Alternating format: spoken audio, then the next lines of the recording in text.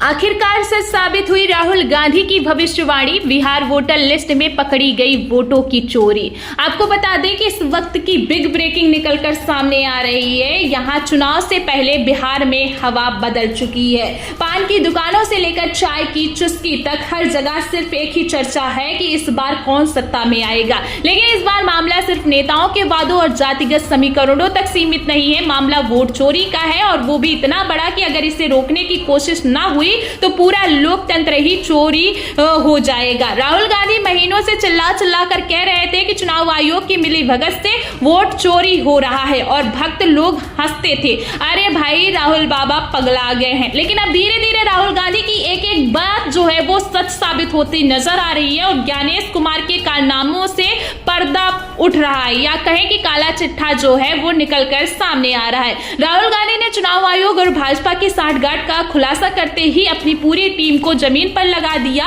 और उनकी पूरी टीम अपने अपने इलाकों में छानबीन में लग गई। देश के अलग अलग कोने से हैरत अंगेज जो है खुलासे हो रहे हैं। इसी कड़ी में बिहार से एक मामला सामने आया, जहां एक एक मकान से सैकड़ों मतदाता पकड़े गए। जी हां, 10 नहीं 20 नहीं बल्कि सैकड़ों की तादाद है। उनका तो पूरा मामला क्या है और कैसे मकान में सैकड़ों वोटर पकड़े गए, और इसके बाद में राहुल गांधी ने क्या कुछ आरोप लगाए हैं, और कैसे चुनाव आयोग फिर से फंसता हुआ नजर आ रहा है, सब कुछ बताएंगे आपको इस वीडियो में। तो वीडियो में लास्ट तक जरूर बने रहे। तो दोस्तों, भारतीय लोकतंत्र की सबसे बड़ी ताकत उसका मतदाता है। यही मतदाता लोकतंत्र की रीढ़ है, यही जनता असली मालिक है। लेकिन जब मालिक के अधिकार पर ही डाका डाल दिया जाए तो सोचिए लोकतंत्र की हालत क्या होगी। राहुल गांधी महीनों से चेतावनी दे रहे थे कि देश में वोट चोरी का खेल चल रहा है। उन्होंने बार बार कहा कि भाजपा और मोदी शाह चुनाव आयोग की मिलीभगत से लोकतंत्र पर हमला कर रहे हैं। पहले तो भाजपा और गोदी मीडिया ने हंसी उड़ाई,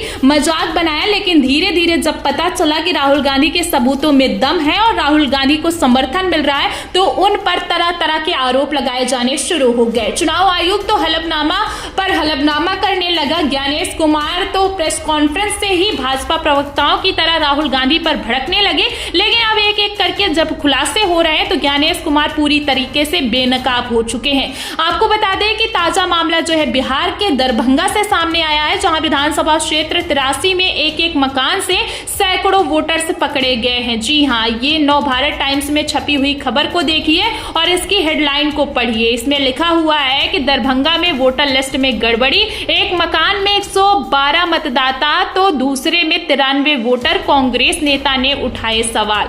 तो इस खबर के मुताबिक अखिल भारतीय कमेटी अल्पसंख्यक विभाग ने national coordinator doctor Jamal Hasan ने आरोप लगाया है कि चुनाव आयोग की 1 सितंबर 2025 को जारी सूची में गंभीर फर्जीवाड़ा हुआ है। 1 सितंबर 2025 को चुनाव आयोग ने मतदाता सूची जारी की थी। मतदाता सूची देखकर कांग्रेस के अल्पसंख्यक विभाग के national coordinator doctor Jamal Hasan भड़क उठे। उन्होंने जो तथ्य सामने रखे हैं वो सिर्फ गड़बड़ी नहीं बल्कि लोकतंत्र की चोरी का दस्तावेज है। दरअसल बूथ नंबर 170 पर मकान संख्या 1 में 93 मतदाता, मकान संख्या 5 में 112 मतदाता, मकान संख्या 8 में 93 और मकान संख्या 10 में 68 मतदाता दर्ज हैं। अब आप सोचिए, क्या मकान संख्या 5 कोई महल है? क्या वहां 112 वोटर फिट हो सकते हैं?